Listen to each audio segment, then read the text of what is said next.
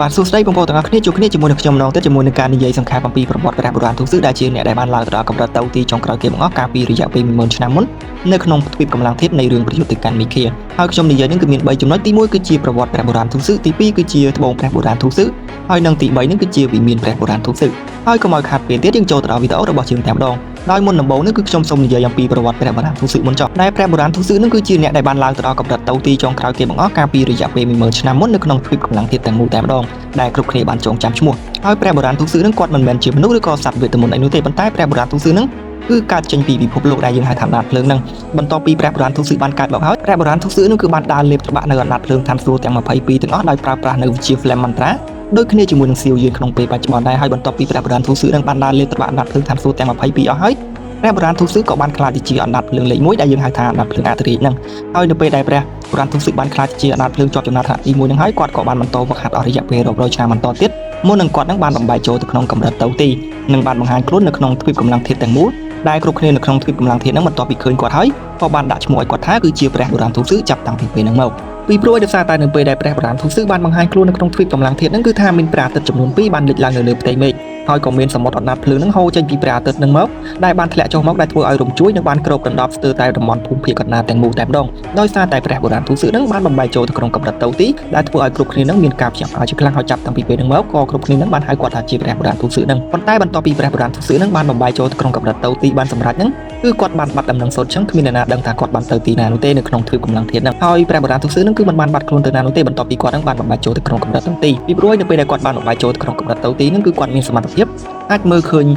ពិភពខាងក្រៅផ្សេងទៀតដូច្នេះហើយព្រះបុរាណទូសឺក៏បានចាក់ចេញពីទ្វីបកម្លាំងធាតុនឹងឡើងទៅកាន់ពិភពលោករាប់ពាន់អស្ចារ្យតែម្ដងបន្ទាប់ពីគាត់នឹងបានបំបែកចូលទៅក្នុងកម្រិតទៅទីប៉ុន្តែនៅពេលដែលព្រះបុរាណទូសឺឡើងទៅដល់ពិភពលោករាប់ពាន់អស្ចារ្យនឹងគាត់ក៏ត្រូវបានត្រកូលវិញ្ញាណភ្លើងនឹងចាប់ឃុំតែម្ដងដោយសារតែបន្ទាប់ពីព្រះបុរាណទូសឺឡើងទៅដល់ពិភពលោករាប់ពាន់អស្ចារ្យនឹងគឺគាត់នឹងបានក្លាយទៅជាអណ្ដាតភ្លើងបរិសុទ្ធដែលជាប់ចំណាត់ថ្នាក់ទី3ដែលអណ្ដាតភ្លើងបរិសុទ្ធនឹងគឺវាខ្លាំងជាងអណ្ដាតភ្លើងឋានសួគ៌ទាំង22នៅក្នុងទ្វីបកម្លាំងធាតុរបស់ស្ទីវយិនបច្ចុប្បន្នទៅទៀតដូច្នេះហើយក៏ត្រូវបានត្រកូលវិញ្ញាណភ្លើងនឹងចាប់បិទត្រាឃុំក្នុងត្រកូលវិញ្ញាណភ្លើងរហូតដល់ពេលបច្ចុប្បន្នហ្នឹងបន្ទាប់ពីបាននិយាយអំពីប្រវត្តិព្រះបុរាណទូសឺហើយឥឡូវនេះគឺយើងចូលមកដល់ត្បូងព្រះបុរាណទូសឺតែម្ដងត្បូងព្រះបុរាណទូសឺនឹងគឺជាកូនសោដែលបានបន្សល់ទុកឲ្យព្រះបុរាណទូសឺមុនពេលដែលព្រះបុរាណទូសឺនឹងបានចាក់ចេញពីទ្វីបកម្លាំងធាតុហ្នឹងទៅកាន់ពិភពលោករបស់អាចារ្យហើយដោយសារតែត្បូងព្រះបុរាណទូសឺនឹងគឺតាក់ទងទៅនឹងអាតកំបាំងរបស់ទៅទីដែលអាចជួយនាំផ្លូវឲ្យមនុស្សអ្នកហ្នឹងបំបែកចូលទៅក្នុងកម្រិតទៅទីបានពីព្រោះចាប់តាំងពីព្រះបុរាណទូសឺបានបំបែកចូលទៅក្នុងកម្រិតទៅទីកាលពីរយៈពេល 10000 ឆ្នាំមុនមករយៈពេល 10000 ឆ្នាំក្រោយហ្នឹងគឺគ្មានអ្នកណាអាចបំបែកចូលទៅក្នុងកម្រិតទៅទីបាននោះទេដូច្នេះហើយទើបកាលពីរយៈពេល 1000 ឆ្នាំមុនហ្នឹងត្រកូលបុរាណទាំង8ហ្នឹងក៏បានប្រយុទ្ធគ្នាដើម្បីដណ្ដើមយកត្បូងព្រះបុរាណទូសឺមួយហ្នឹងប៉ុន្តែនៅទីបំផុតហ្នឹងត្រកូលបុរាណទាំង8ហ្នឹងក៏បានសម្រេចចិត្តបំបែកនៅត្បូងព្រះបុរាណទូសឺហ្នឹងទៅជា8បំណែកដែលត្រកូលបុរាណមួយត្រូវគ្រប់គ្រង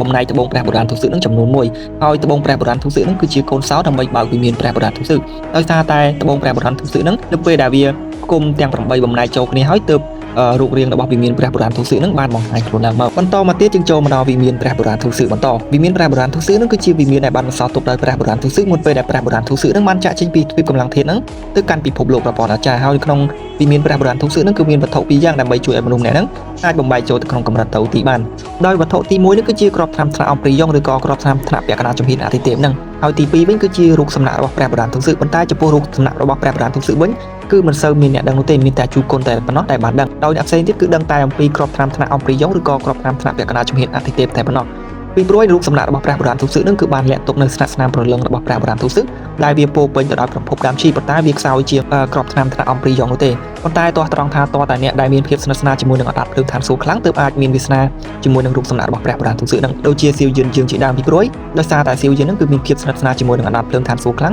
គ្មានអ្នកណាទាំងអស់នៅក្នុងទ្វីបកម្លាំងធាតុអាចប្រៀបជាមួយនឹងសៀវយិនបាននោះទេដូច្នេះនៅចុងបញ្ចប់ហ្នឹងគឺសៀវយិនហ្នឹងគឺបានទទួលមរតកពីរូបសំណាករបស់ព្រះបុរាណទូសឺនឹង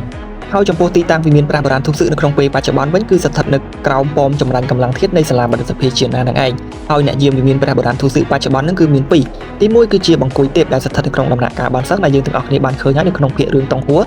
ដែលនៅពេលដែលសៀវយិនទៅជួបជាមួយនឹងព្រលឹងតាធានហួរនៅក្រោមប៉មចម្រាញ់កម្លាំងធាតុនៃសាលាបណ្ឌិតសភាជាតិណានឹងហើយមួយទៀតនេះគឺជាអធិរាជអ្នកចាស់ជួគុណដែលជួគុណនឹងគឺមានកម្រិតទៅសឹងផ្កាយ9ថ្នាក់កំពូលដែលខ្លាំងជាងគូយ័ន្តហើយនឹងគុណធាតុទៀតប៉ុន្តែជួគុណនឹងចាក់ស្ដែងគឺគាត់មិនមែនជាអ្នកការពារវិមានព្រះបុរាណទូសឺនោះទេប៉ុន្តែដោយសារតែជួគុណនឹងនៅពេលហ្នឹងគឺគាត់លោភលន់ហើយក៏បានហែកលំហហ្នឹងចូលទៅក្នុងទីតាំងវិមានព្រះបុរាណទូសឺគឺចង់ស្រូបយកនៅប្រភពដើមឈី ចេញពីរូបសំណាករបស់ព្រះបរាទុសឹកនឹងដើម្បីបំបីចូលទៅក្នុងកម្រិតទៅទីប៉ុន្តែនៅពេលហ្នឹងជួបគុណក៏បានផ្លត់ស្នេហ៍ហើយក៏ត្រូវបានឆន្ទៈដែលបន្សល់ទុកដោយព្រះបរាទុសឹកនៅក្នុងវិមានព្រះបរាទុសឹកនឹងបានចាប់ឃុំខ្លួនគាត់នៅក្នុងវិមានព្រះបរាទុសឹកតែម្ដងទៅហើយជួបគុណបច្ចុប្បន្នហ្នឹងគឺមិនអាចប្រែក្រឡាខ្លួននឹងទៅជាមនុស្សបាននោះទេដោយនៅទម្រង់ជារាងកាយរបស់គាត់ដែលជានាគនឹងដោយស្នាដៃរបស់ព្រះបរាទុសឹកដូច្នេះហើយចាប់តាំងពីពេលហ្នឹងមកជួបគុណក៏បានក្លាយទៅជាអ្នកយាមវិមានព្រះបរាទុសឹកចាប់តាំងពីពេលហ្នឹងមករីឯបង្គោលទេពដែលស្ថិតនៅក្នុងដំណាក់កាលបានសឹងវិញគឺមានរូបរាងដូចដែលយើងឃើញនៅក្នុងតង្ហូភាគដែលសៀវយានបានទៅជួបជាមួយនឹងតាធានហួរនៅក្រោមប៉មចម្រាញ់កម្លាំងធាតុនៃសាលាបដិសភាជាតិណានឹងប៉ុន្តែរូបរាងបង្គោលដែលយើងឃើញនៅក្នុងតង្ហួរហ្នឹងគឺគ្រាន់តែជាកូនចៅរបស់វាតែប៉ុណ្ណោះដែលស្ថិតនៅក្នុងកម្រិតទី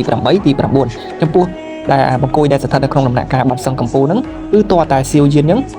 ឡើងទៅដល់កម្រិតទៅសឹងកាយ7ថ្នាក់កម្ពូលហើយនៅពេលហ្នឹងសៀវយានក៏បានត្រឡប់ទៅកាន់សាលាបដិសភាជាតិណាវិញម្ដងទៀតដើម្បីទៅរកទីតាំងវិមានព្រះបរាទុសឹកនឹងហើយនៅពេលហ្នឹងសៀវយានក៏បានចូលទៅក្នុង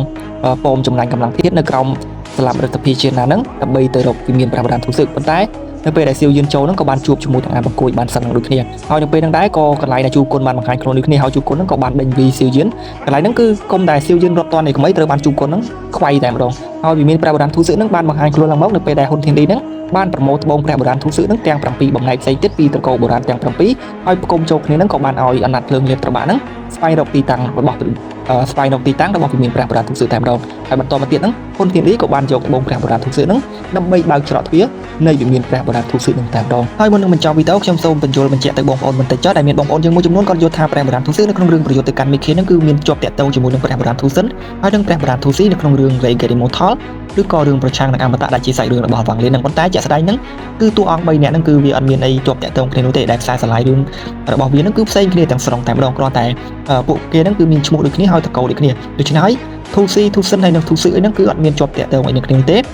ដោយព្រះបរាទុសឹកគឺស្ថិតនៅក្នុងរឿងប្រយុទ្ធទៅកាន់មីខៀហើយចំពោះព្រះបរាទុស៊ីហើយនិងព្រះបរាទុសិនវិញគឺស្ថិតនៅក្នុងរឿង Rey Immortal ឬក៏រឿងប្រឆាំងអមតៈហ្នឹងដូច្នេះហើយគឺអត់មានអីជាប់តាក់ទងនឹងគ្នាទេបាទអរគុណជំរាបលា